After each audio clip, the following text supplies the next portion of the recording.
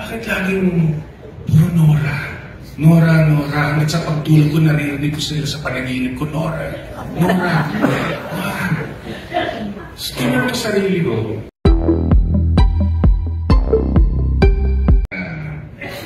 Na-experience ko na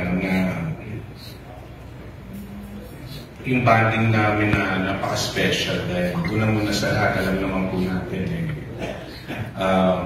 si Mami, lagi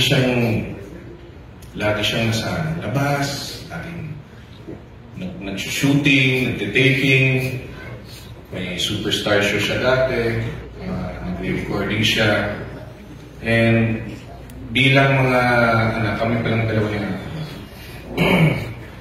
excuse me, lumalaki kami sa puder ng mami namin, and nagtataka ako bakit laging maraming tao sa bahay.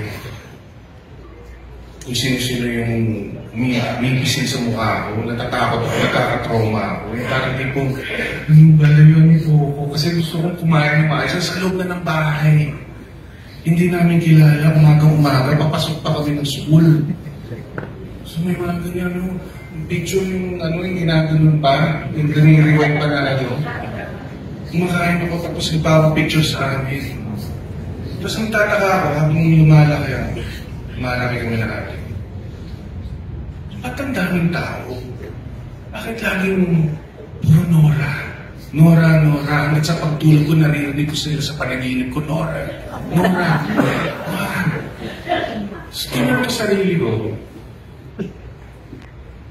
Lord, bakit ganito naman yung isang Nora na, isang mami namin na sa halip ng dami ng tao sa mundo, bakit yung mami namin na nakikita namin siya, syempre napapanood namin siya sa mga pelikula niya, sa Superstar.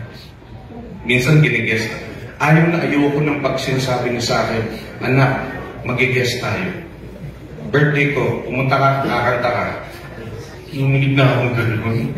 Kasi una-una, syempre, nasanay ako, namulat ako sa mundo na ang daming tao lagi.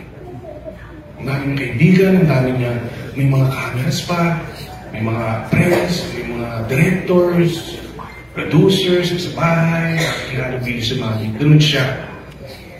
Naalala ko sa kanya, lagi siyang mayakap, lagi niyang sinasabi na, I love you po. Tingin niyo naman si mami, I love you po, kamusta po, gano'n. So, na-observe ko yun habang lumalaki ako. And kahit hindi niya kami tinuturuan ng manners, kahit hindi niya kami tinuturuan, tinuturuan naman niya kami ng manners, kahit hindi madalas kaming pagsabihin na kailangan yung gumalang sa mas nakakatanda sa'yo. Hindi lang sa mas nakakatanda, kahit sa mas nakakabata sa'yo. Kailangan may galang. And yung observation ko na yun, na parang na-imprint sa puso, na-imprint sa pagkatao ko. And habang lumalaki kami, ganun po, kahit mga bata, tinatawag namin, ate, may po. Yung mga alaala na meron ako kay mami na masasaya, yung tipong nakakagulat, unexpected. Yeah, for instance, yung nag-show nga po kami sa States. Kami ni Kiko. Yung kwento na niya, yung sunalun ako ng stage, dalasing kami. Grabe yun. Ina-expect ko magagalit siya dahil nagkalat kami ng Kiko. Yung kata yung panalangin, hindi namin natapos yun, tuloy-tuloy pa ulit, parang siniting may gas-gas, gano'n. Tapos, sabi ko, mga kanta na kinakabahan na kami kasi alam namin na magagalit ang mami namin sa amin. Tapos, pero hindi. Natuwa pa siya. Tsaka bro, nakalimutan mo yung kwento yun, sa backstage tayo, nakabukas yung mic. Since nakain yung kami, di ba? Nagtataba lang kami. Yung mic dito sa lap namin. Song number na niya. Tapos yung song number niya, yung damdamin na song. So, kumagano siya.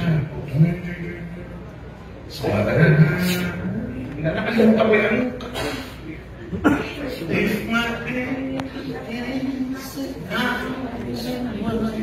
sa barang. Kami ni Ibo. So, hindi ulit siya nagalit.